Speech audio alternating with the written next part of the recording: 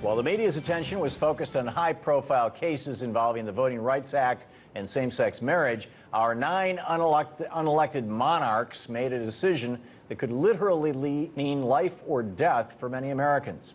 On Monday, the court issued its ruling in the case of Mutual Pharmaceutical Company v. Bartlett, striking yet another blow against our ability to hold drug companies accountable for the dangerous side effects of their products.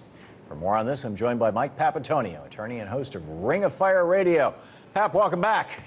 Tom, how are you? Great to see you. So, give me the cliff notes on this case. Well, the case is about a woman who developed something called Stevens-Johnson syndrome, where your skin burns up from the inside, and you're left crippled. This woman, this is a result of her taking an NSAID, which is the Sulidac is the name of the NSAID. But the problem is this: the jury came back and they heard that they heard about the tragedy, but they heard the story behind the tragedy. They heard that this company, this generic company that had sold her this product, understood that people taking this product have a high risk of having this syndrome that left her blind, by the way, burned 60% of her body, has her on a feeding tube right now, by the way. She's crippled for life. But they understood that that was a problem, and they chose not to warn because they knew the direction that the Supreme Court was taking. Long before this ruling, it's been very evident the Supreme Court has been on the side of big corporations. I mean, this last go-round, there was 16 decisions pro-U.S. Chamber of Commerce. Out of 16, the U.S. Chamber of Commerce won 13. So they understood, this generic company understood that they could sell this product, not warn, and if they killed somebody, it didn't make any difference. Right now, 80% of all the pharmaceuticals sold in America are generics. And the American public, 70% of the American public is on some type of medication. Most of that is generic. But they gave the generic pharmaceutical companies a free pass to kill people. There's no other way to put it.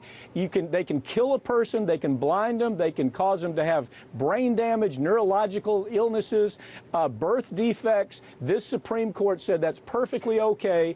The taxpayers will take care of the victim after they've been crippled. The company doesn't have any responsibility. That is this corporate-controlled Supreme Court. It's the worst probably since the 1930s, unquestionably. They're owned, operated by the U.S. Supreme Court. I mean, by the U.S. Chamber of Commerce. This is mind-boggling. Now, you said this is an NSAID. That's an acronym for non-steroidal anti-inflammatory drug, which is what aspirin and Tylenol and ibuprofen are.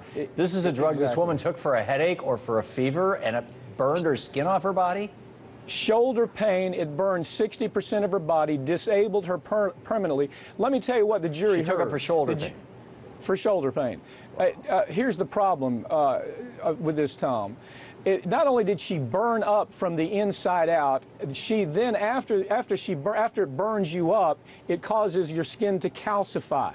This is a common problem with these types of medications. This company knew it, but here's the important part, Tom. They also knew that the Supreme Court, that was so predictable, that even after they had been told, listen, the problem is the generic is no different from the original drug that caused these problems. In the last 2 years, this is very interesting, Tom. In the last 2 years, I've handled cases similar to this one with generic drugs. You've had people have had neurological diseases, strokes, blindness, birth defects, Crohn's disease, paralysis, death, brain damage of every kind, and every time we took a look at the case, the generic company had a history of knowing that the original medication caused these problems.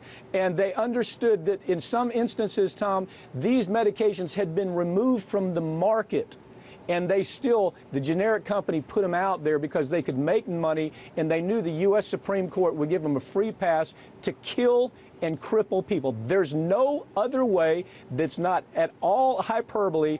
This Supreme Court, under Alito and Roberts and Scalia, all the usual knee-jerk suspects that work for corporate America, they knew what was going to happen here, and they know that this is just a free pass for the pharmaceutical industry. Is there worse than?